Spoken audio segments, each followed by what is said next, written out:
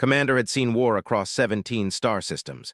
His crimson scales bore the scars of 1,000 battles, and his 4 arms had wielded weapons that could crack moons. As the supreme battle commander of the Empire, he commanded fleets that had crushed entire civilizations. When he received orders to subjugate the small blue planet called Earth, he expected another routine conquest. The briefing had been simple. Humans were a young species, barely having achieved faster-than-light travel. Their technology was primitive, their military forces scattered across their single world. Intelligence reports showed they still used projectile weapons and chemical explosives. They had faced such backward species countless times before. Stood on the bridge of his flagship, the Eternal Dominion, watching Earth grow larger through the viewport. Beside him, his second-in-command, War Captain, reviewed the tactical display. 1,500 ships in our invasion fleet, Commander, reported, her mandibles clicking with satisfaction. Their largest vessels barely reach 200 meters. Our dreadnoughts are 10 times that size. Nodded, studying the small planet that would soon bow before might. What do we know of their military capabilities? Primitive fusion weapons, basic energy shields, conventional kinetic projectiles. They have orbital stations, but nothing that poses a threat to our armor. Their ground forces use wheeled vehicles and infantry with personal weapons. His tone carried the disdain typical of warriors when discussing inferior species. Total conquest estimated in 48 standard cycles. The commander's deep voice rumbled across the bridge. Signal the fleet. We approach in standard battle formation. Once we achieve orbital supremacy, we'll begin surface bombardment of their military installations. Leave their cities intact. We'll need infrastructure for the mining operations. As the fleet entered Earth's outer solar system, long-range sensors began detecting human spacecraft.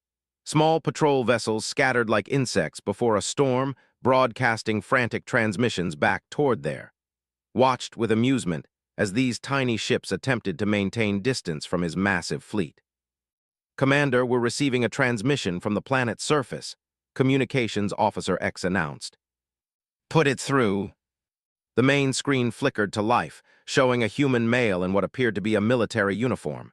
His species was smaller than had expected, with only 2 arms and soft, pale skin. The creature looked nervous but maintained what recognized as an attempt at dignity. This is Admiral Harrison of the United Earth Defense Force. You are entering Earth's sovereign space without permission. State your intentions and withdraw immediately, or we will consider this an act of aggression. Laughter rippled across the bridge. These humans truly had no idea what they faced. Stepped forward, his massive form dwarfing the communication console. I am Supreme Battle Commander of the Empire. We have come to claim this world and its resources. Surrender immediately, and your species will be granted the privilege of serving the Empire. Resist, and you will be eliminated. The human admiral's face hardened. We've faced threats before, alien. Earth will not surrender to anyone. Then you choose extinction. Gestured to cut transmission, begin the assault. The fleet moved into Earth's orbital space like a massive steel tide. Their ships were works of deadly art, bristling with plasma cannons and particle beam arrays. Each dreadnought carried enough firepower to glass a continent. The humans had nothing that could match such devastating force. As expected, Earth's defense forces responded quickly. Orbital platforms activated their weapon systems, launching missiles and energy beams toward the approaching fleet. Human warships, tiny compared to vessels, formed defensive lines around their planet. Amusing, muttered as the human weapons impacted harmlessly against shields. Their entire orbital defense network combined has less power than a single one of our frigates. The battle began in earnest. Plasma cannons lanced out, striking human stations and ships with devastating effect. Entire platforms vanished in brilliant flashes of light. Human vessels tried to use their superior maneuverability to avoid the massive alien weapons, but they were hopelessly. Within the first hour, half of Earth's orbital defenses had been destroyed. The remaining human ships fell back toward the planet, broadcasting desperate calls for reinforcements. Watched the slaughter with professional satisfaction. Everything was proceeding exactly as predicted. Commander, we're detecting human ground-based weapons firing at our fleet, the tactical officer reported. Looked at the display showing projectiles rising from Earth's surface. Kinetic missiles against our shields, pathetic. The human weapons struck ships and simply bounced off their energy barriers. These creatures truly didn't understand the vast technological gap between their species and the Empire. Begin orbital bombardment of their military installations, commanded. Focus on their command centers and weapons manufacturing facilities.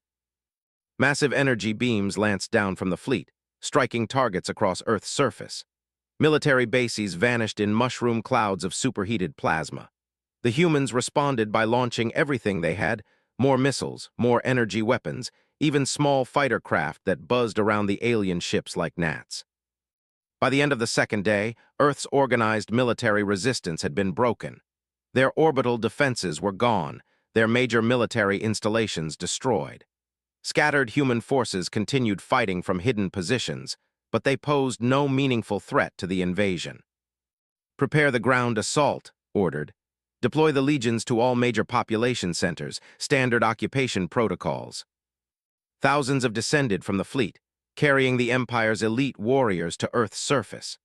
These soldiers had conquered dozens of worlds, their power armor and plasma weapons making them nearly unstoppable against primitive defenders.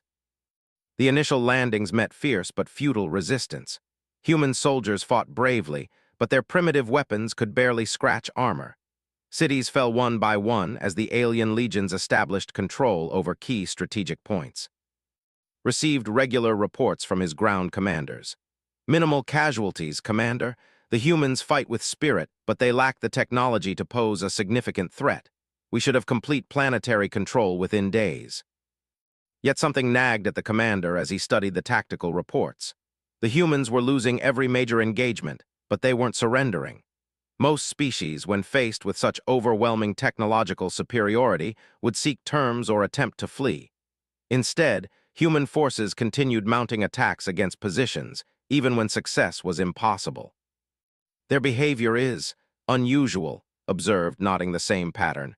They must know they cannot win with conventional tactics.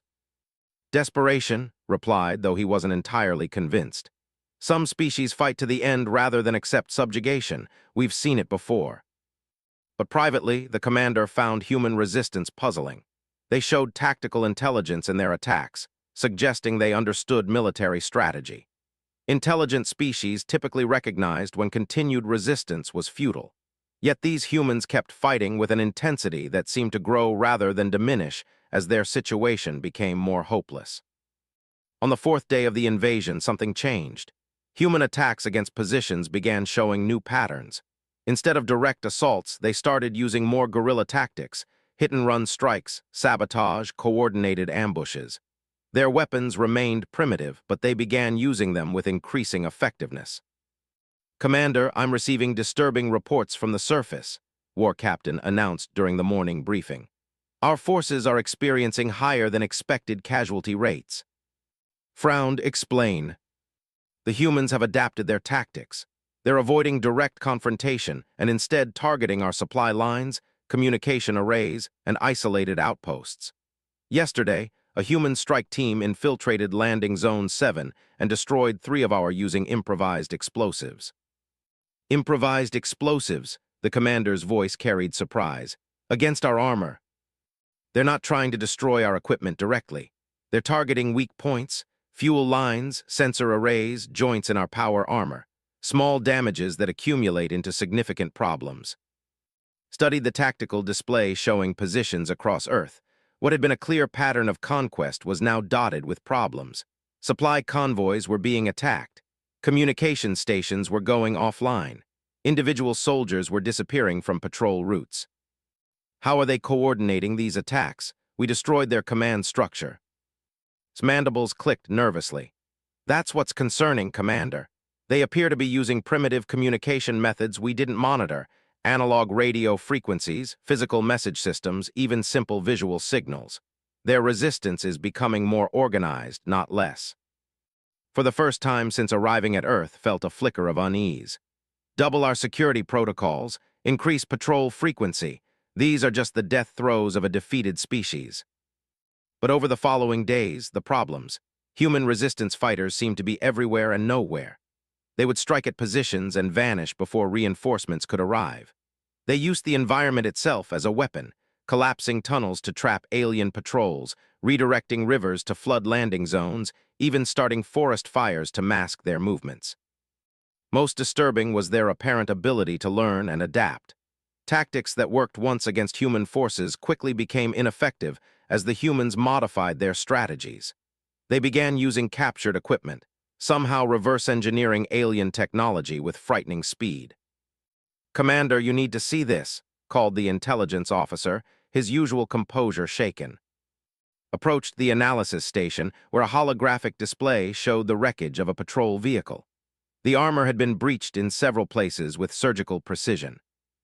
"This attack occurred 6 hours ago in Sector 12, the officer explained. "The humans used a combination of electromagnetic pulse devices and shaped charges to disable the vehicle. Then they extracted our soldiers' equipment and weapons before disappearing." "How did they develop EMP weapons? Our intelligence showed no such capability." "They didn't develop them, Commander. They built them from components salvaged from our own ships. Look at this analysis."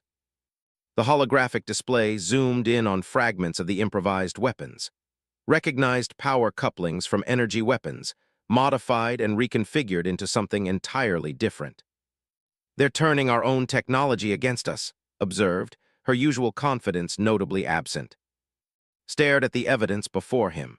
In his centuries of conquest, he had never encountered a species that could adapt this quickly. Most primitive civilizations were overwhelmed by superior technology and either surrendered or were crushed. The few that continued resisting typically did so using their original methods, gradually wearing down until they were eliminated. These humans were different. They seemed to view each defeat as a learning opportunity rather than a reason for despair. Every victory provided them with new information they used to improve their tactics. "What are our casualty reports?" the commander asked grimly. 12% and rising, replied. "Not critical yet, but the trend is concerning. More troubling is the psychological impact on our forces. The soldiers are reporting that humans fight differently than other species." "Differently how?" "They don't seem to fear death the way others do. A human will sacrifice himself to destroy a single weapon.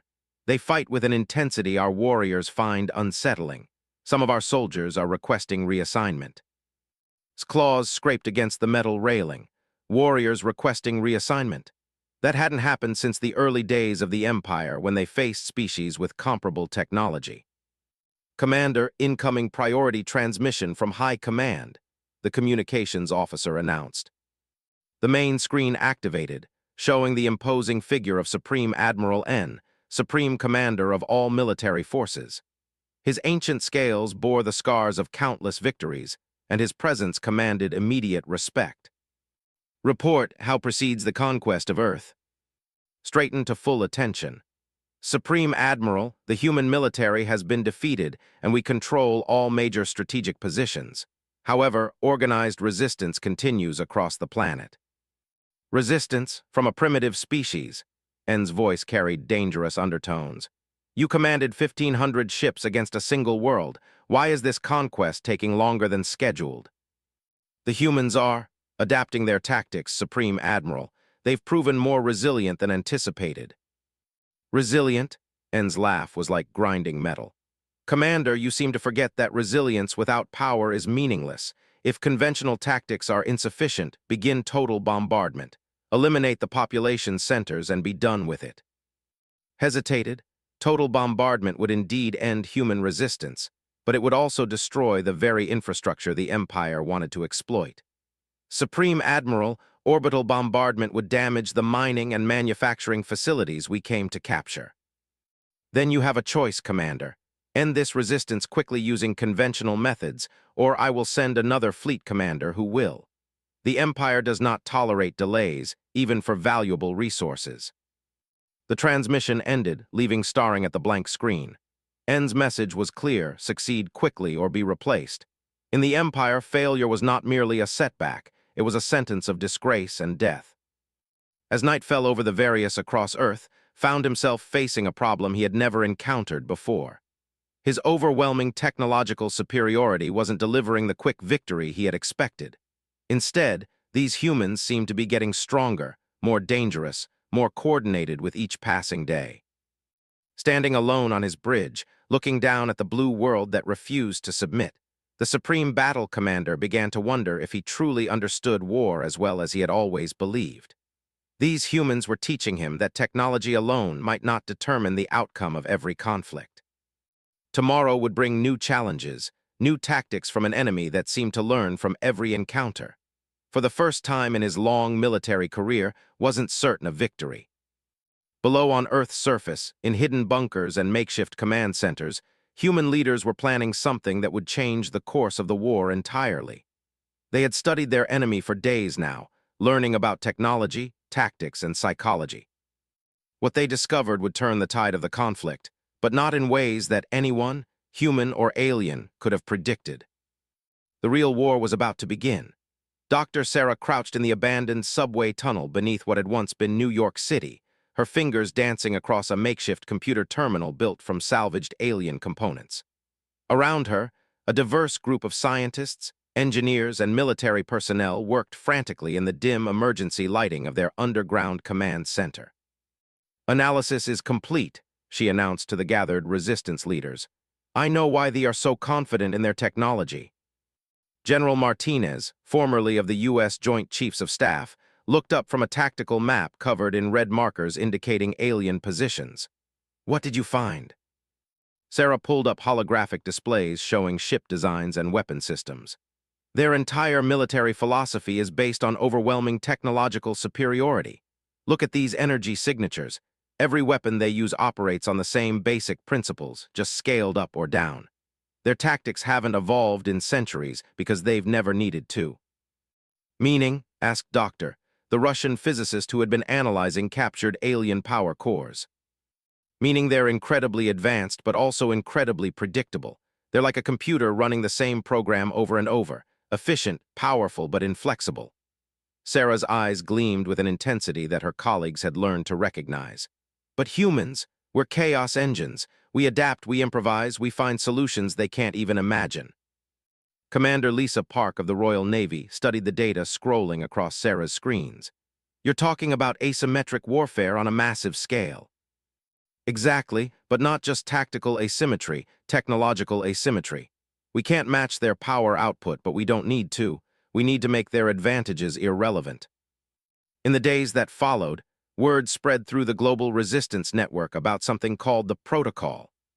Scientists and engineers worldwide began receiving encrypted data packages containing detailed analysis of technology and radical new approaches to fighting them. The first signs of change came in Australia. A patrol encountered what appeared to be a standard human ambush, explosives hidden along a supply route. But when the alien soldiers deployed their energy shields to deflect the blast, the explosives didn't detonate. Instead, they released clouds of metallic particles that interfered with sensors and communication systems. Blinded and isolated, the patrol found themselves facing human fighters who had suddenly become nearly invisible to their advanced detection equipment. By the time reinforcements arrived, the humans had vanished, leaving behind disabled vehicles and confused soldiers. Similar incidents began occurring across the planet. In the Amazon, human fighters used the dense jungle canopy to deploy mesh networks of fiber optic cables, creating a communication system that scanners couldn't detect. In the Sahara, resistance cells buried resonance devices that could disrupt alien systems, causing their vehicles to crash into sand dunes. Studied these reports with growing unease. "They're not fighting us directly anymore," he observed during a briefing with his senior officers. "They're fighting our technology." War Captain manipulated the tactical display, highlighting the various incidents. "It's worse than that, Commander. They're learning to predict our responses. Yesterday's attack in the European sector, they positioned secondary ambushes exactly where our reinforcement protocols would deploy our forces." "How could they know our protocols? Those are classified strategic documents." "They're reverse engineering our behavior the same way they reverse engineer our equipment. Every time we respond to an attack, we teach them how we think." The full implications of this new development became clear during the Battle of Lake Geneva. A large force had been deployed to secure a human research facility that intelligence suggested contained advanced technology. The aliens approached with standard overwhelming force, 12 heavy assault vehicles, and 2 companies of elite warriors. The facility appeared abandoned as the forces surrounded it. Scans showed no life signs, no active power sources, no obvious defensive positions. Following standard protocol, the aliens moved in to secure the area. The attack began the moment they entered the facility, but it wasn't the kind of attack any had experienced before. Instead of explosives or projectiles, the humans had weaponized the facility's own systems. The aliens found themselves trapped in a maze of corridors where the lights themselves became weapons, strobing at frequencies that disrupted neural patterns, causing disorientation and temporary paralysis. Gravity fields fluctuated randomly, making it impossible for the heavily armored aliens to maintain their footing. Sound waves tuned to specific frequencies caused their equipment to malfunction. The very air became hostile as atmospheric processors released gases that interfered with respiratory systems without being immediately lethal. When the aliens tried to retreat, they discovered that the facility's layout had somehow changed. Corridors that led inward no longer led out. Walls had shifted, creating new passages while closing off others. The building itself had become a living trap. The few soldiers who eventually escaped were found wandering in a state of shock, their sophisticated equipment reduced to useless metal and plastic. They spoke of a facility that seemed to think, to anticipate their movements, to turn their own senses against them. "Impossible," growled when he heard the report. "Buildings don't think, technology doesn't become sentient." But his intelligence officer had disturbing news. "Commander, we've analyzed the facility's systems. The humans didn't build artificial intelligence. They built something else, a network of simple programs that interact in complex ways. Each individual component is primitive, but together they create emergent behavior that appears almost alive." This revelation changed everything. They had always assumed that superior technology meant superior intelligence. They had faced artificial intelligences before, logical, predictable systems that could be understood and countered. But the humans had created something that conventional analysis, technology that grew more unpredictable the more complex it became. Reports began flooding in from across the planet. In Tokyo, humans had connected the city's entire transportation network to create a massive coordination system for resistance operations. They had turned abandoned factories into automated weapons manufacturing centers that could reconfigure themselves based on available materials. In Cairo, the underground tunnels had been transformed into a neural network that could think and plan independently of human control. But the most disturbing development came from space. Orbital sensors detected something impossible: human spacecraft approaching the edge of the solar system. These weren't the primitive vessels Earth had possessed before the invasion. These were sleek, advanced ships that seemed to incorporate both human and technology. "How did they build ships?" demanded, staring at the sensor readings. "We destroyed all their manufacturing facilities." "Not all of them," realized with growing alarm. "The deep space installations, mining platforms, research stations, we ignored them because they posed no military threat."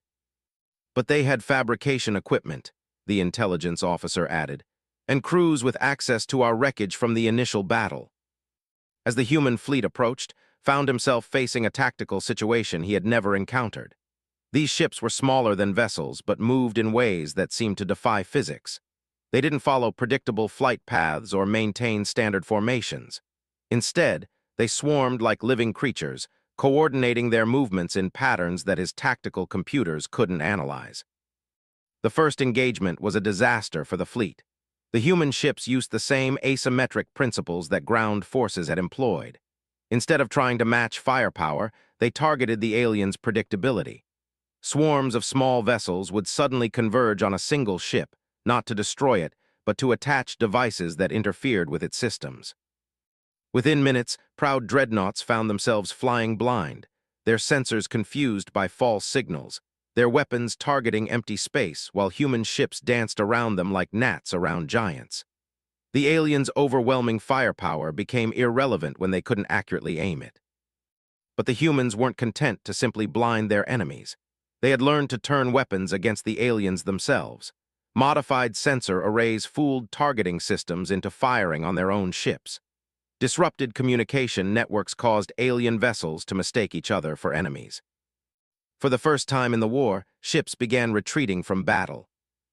"This is impossible," snarled as he watched his tactical display show vessels falling back in disorder. "We have technological superiority. We have overwhelming firepower. How are they doing this?" His answer came from an unexpected source. A human transmission, broadcast on all frequencies, reached every ship in the fleet. The figure on screen was a middle-aged woman in a simple uniform, standing in what appeared to be a command center built into an asteroid.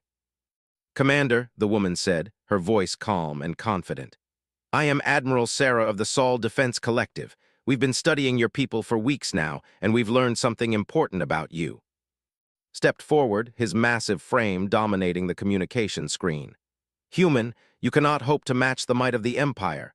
Surrender now and your species may yet survive." Smiled, and there was something in that expression that made scales itch with unease. "You still don't understand, do you? We're not trying to match your might. We're showing you that might isn't everything." "Explain yourself," the commander demanded. "You've built your entire civilization on the idea that superior technology equals victory, but technology is just tools. What matters is how you use them, how you think about problems, how you adapt when your assumptions prove wrong." Gestured to something off-screen. "You assume that because our ships are smaller, they're weaker. You assume that because our weapons are different, they're inferior.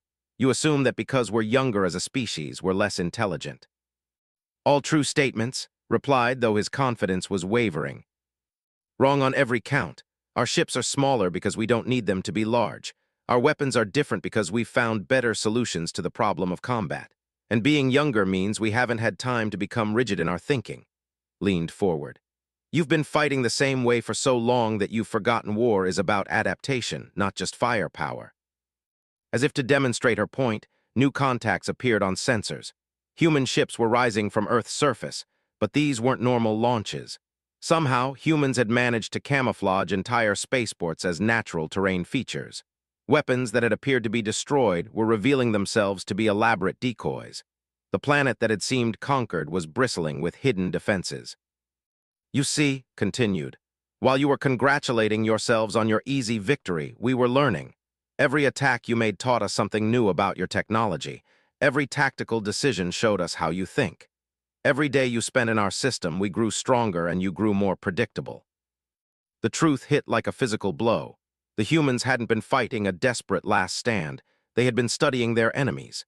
Every resistance action, every ambush, every seemingly futile attack had been a learning exercise. They had won every battle, but in doing so, they had taught their enemies everything they needed to know to win the war. "Impossible," whispered, but even as he said it, he knew it was true. "The real question now," said, "is what you're going to do about it. You can continue this fight, but understand that every moment you stay in our system, we learn more about you. Every tactic you use becomes predictable. Every weapon you deploy gets analyzed and countered. You're not fighting for victory anymore, you're fighting against time." Around Earth, the tide of battle was turning. Human forces that had been hiding for days emerged from concealment. Weapons systems that the thought were destroyed activated from camouflaged positions. The planet itself seemed to come alive with defensive systems that everything the aliens thought they knew about warfare. Stared at his tactical display, watching centuries of military doctrine crumble before his eyes. He was no longer fighting an inferior species with primitive weapons. He was facing an enemy that had turned his own strengths into weaknesses, his own tactics into traps. For the first time in his long career, the Supreme Battle Commander realized he might lose a war against a technologically inferior opponent. And the most terrifying part was that he was beginning to understand why. The emergency session of the High Command convened aboard the Eternal Dominion as reports of impossible defeats poured in from across Earth's solar system. Supreme Admiral N materialized as a hologram in the center of the war room, his ancient presence dominating the assembled commanders. "Explain to me," N's voice carried the weight of absolute authority, "how a single primitive world has managed to inflict 23% casualties on our finest battle fleet." Stood before his superiors, his proud bearing unchanged despite the dire situation. "Supreme Admiral, we are not fighting the war we expected. The humans have developed capabilities that our intelligence failed to predict." "Capabilities? They have no technology we do not possess in superior form." "With respect, Supreme Admiral, that assessment is no longer accurate. activated the holographic display showing footage from recent battles. Observe their latest vessels. The display showed human ships moving through space in patterns that traditional tactical analysis. Their movements were organic, flowing, as if the vessels themselves were alive. They coordinated their actions without apparent communication, responded to threats before they materialized, and adapted their tactics in real time to counter every strategy. These ships incorporate our technology, explained, but not in ways we anticipated. They have somehow merged our systems with their own in configurations that should be impossible. Their vessels operate as a collective intelligence. Each ship is both individual and part of a greater whole. War Captain stepped forward. Supreme Admiral, we've also discovered that the humans have been deliberately losing battles in order to study our responses. What we interpreted as military victories were actually elaborate intelligence-gathering operations. N's scaled features remained impassive, but his eyes betrayed a flicker of something that might have been concern. You're suggesting that these primitive beings have been manipulating our tactical decisions from the beginning. More than suggesting, Supreme Admiral, we have evidence. Displayed communication intercepts showing human commanders discussing predictability patterns. They refer to our tactical responses as algorithms, mechanical processes that can be predicted and exploited. For several moments, silence filled the war room as the implications sank in. The Empire had built its dominance on the assumption that superior technology guaranteed victory. The idea that their tactics could be analyzed and countered by inferior technology was fundamentally threatening to everything they believed about warfare. What do our strategists recommend? N finally asked. Fleet Admiral N, the Empire's leading military theorist, spoke from his position at the tactical display. Supreme Admiral, we have three options. First, immediate withdrawal to preserve our forces for more favorable engagements elsewhere. Unacceptable. The Empire does not retreat from primitive species. Second option, total planetary bombardment. Reduce Earth to molten slag and eliminate the threat entirely. And destroy the resources we came to claim. Also unacceptable. Third option, adaptation. We modify our own tactics to counter human unpredictability. N's laugh was like grinding metal against stone. Adaptation? We are the Empire. Our methods have conquered 17 star systems. We do not change our ways for the convenience of inferior species. But even as the Supreme Admiral spoke, new reports arrived from the battle zone. Human forces had launched a coordinated assault on ground positions using tactics that seemed impossible. Instead of traditional military strategies, they had weaponized everything. Weather systems turned into storm generators, geological features converted into massive kinetic weapons, even gravity wells manipulated to create temporary black holes. How are they doing this? N demanded, studying footage of a base being swallowed by an artificially created earthquake. They're not following conventional physics, reported. Somehow, they've learned to use our own technology in ways that violate the basic principles of engineering. They're making our equipment perform functions it was never designed to accomplish.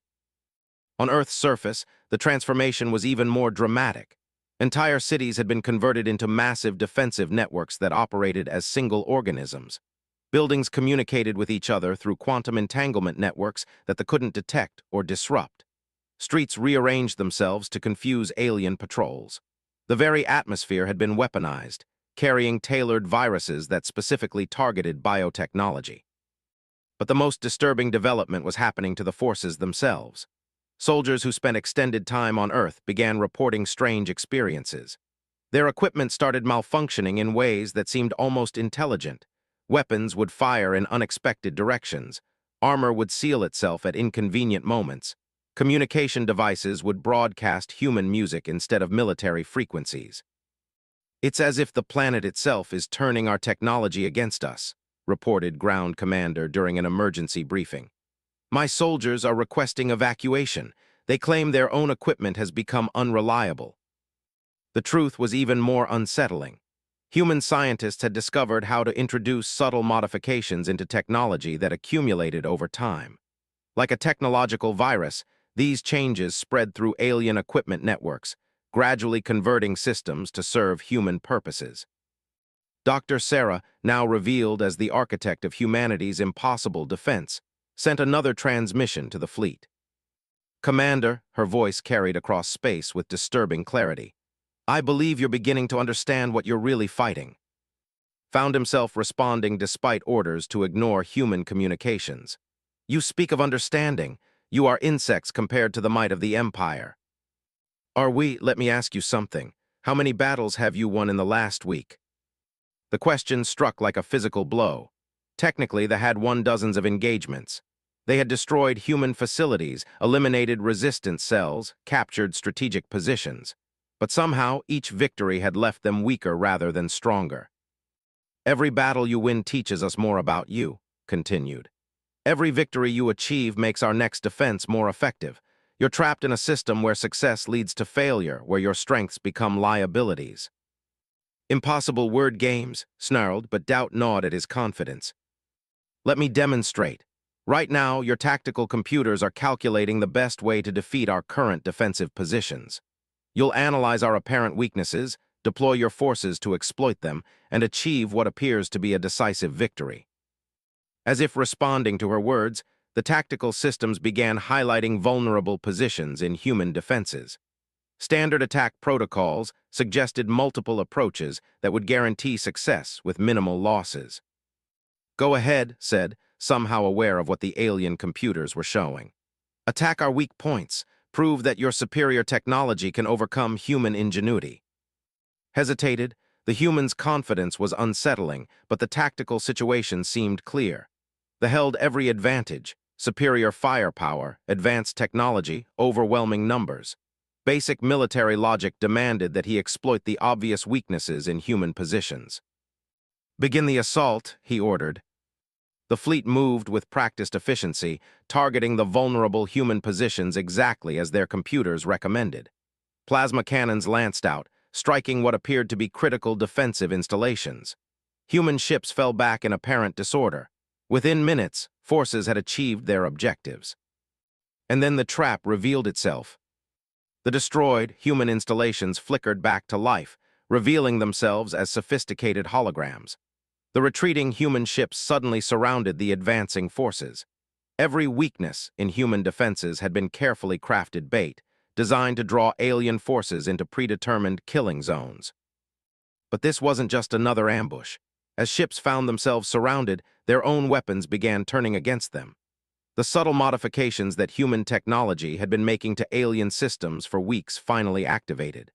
Vessels started firing on each other, their targeting computers convinced that nearby friendly ships were actually human vessels. "This is impossible," roared as he watched his fleet tear itself apart. "Our security systems prevent unauthorized access." "Your security systems assume that unauthorized access comes from outside," his voice replied calmly. "We didn't hack your technology, we taught it to evolve. Every piece of equipment on Earth has been slowly learning, adapting, becoming something new, and now it's teaching the rest of your fleet." The reality was stunning in its implications. Humans hadn't just reverse-engineered technology, they had infected it with something that might be called technological evolution. Alien equipment was spontaneously developing new capabilities, learning to serve human purposes while appearing to function normally. "You wanted to know about human capabilities," continued as ships struggled to regain control of their own systems. "This is what we do. We don't just adapt to challenges, we make challenges adapt to us. We turn problems into solutions, enemies into allies, weaknesses into strengths." Supreme Admiral N watched the unfolding disaster from his command ship far from Earth. For the first time in his long career, he was witnessing the systematic defeat of forces by a technologically inferior opponent. The implications were staggering. "Supreme Admiral," his aide reported with barely controlled panic, "we're receiving similar reports from across the Empire. Technology throughout our territory is beginning to malfunction in ways that match what we're seeing at Earth. The humans' modifications are spreading through our networks faster than we can contain them." The truth struck in like a thunderbolt. This wasn't just a battle for one world. It was a war for the technological foundation of civilization. By bringing their most advanced ships to Earth, they had given humans access to the Empire's core systems. And somehow, impossibly, the humans had used that access to begin transforming technology from within. "How far has it spread?" N demanded. 17 worlds report equipment anomalies. The modifications appear to be self-replicating, spreading through our communication networks and supply chains, at current rates of expansion. The aide's voice trailed off, but the implication was clear. Within months, every piece of technology in the Empire could be compromised. Sir, the aide continued desperately, we're also receiving reports that human ships have been detected in other star systems. Not ships traveling from Earth, ships that appear to be manufactured locally using modified technology. N's ancient eyes widened in understanding. The humans hadn't just learned to duplicate technology, they had taught that technology to replicate itself, to spread across the galaxy, to become something new. They had turned the Empire's greatest strength, its interconnected technological infrastructure, into a vector for transformation. Back at Earth, found himself facing a choice that would define not just the outcome of this battle, but possibly the future of his entire species. His fleet was crippled, his tactics had been turned against him, and his technology was no longer under his control. Human, he transmitted to, his voice carrying a weight of profound realization. What do you want? The same thing you wanted when you came here, she replied. To be left alone to develop in peace. The difference is that we're willing to share our space with others while you demanded submission. The Empire will never accept defeat from primitives. Then the Empire will learn to coexist with evolution. This image appeared on the main screen, and her expression was not triumphant but genuinely sad. Commander, your people have amazing technology and incredible achievements, but you've forgotten that intelligence isn't about having the best tools, it's about knowing when to use them and when to put them aside. Looked around his bridge at officers who had served the Empire faithfully for decades. Their scales had lost their proud luster. Their certainty had been replaced by confusion. Everything they had believed about warfare, about technology, about their place in the galaxy, had been fundamentally challenged. What do you propose? He asked quietly. Partnership, your technology and our adaptability, your knowledge and our innovation, your strength and our creativity, gestured to something off-screen. We've already begun the process. The modifications your technology has aren't malicious, they're improvements. Your ships are now more efficient, your weapons more precise, your defenses more adaptable. It was true, even as his fleet had been defeated, could see that the modified systems were performing better than their original specifications. Human changes hadn't degraded technology, they had enhanced it. Why, asked, why offer partnership instead of demanding our surrender? Because that's what humans do, smiled. We make things better, we don't conquer, we collaborate, we don't destroy, we transform. You came here expecting to find a typical war, but you found something else entirely. What did we find? The future. As the Battle of Earth came to its unexpected conclusion, realized that he had indeed learned something fundamental about war. Real power wasn't about having the biggest weapons or the strongest armor. Real power was about understanding that sometimes the greatest victory came not from defeating your enemies, but from transforming them into something better than they were before. The Empire would never be the same, but perhaps with human help it could become something far greater than it had ever been alone. In the depths of space, Supreme Admiral N made a decision that would echo through history. Instead of ordering a retreat or a final desperate attack, he opened a communication channel to Earth. Admiral, his ancient voice carried across the void. The Empire requests negotiations. For the first time in galactic history, a technological superior species was asking to learn from their supposed inferiors. And in that moment, both humanity and the took their first steps toward a future neither could have imagined alone. The real war, it turned out, hadn't been between species at all. It had been between old ways of thinking and new possibilities, and in the end, the future had won.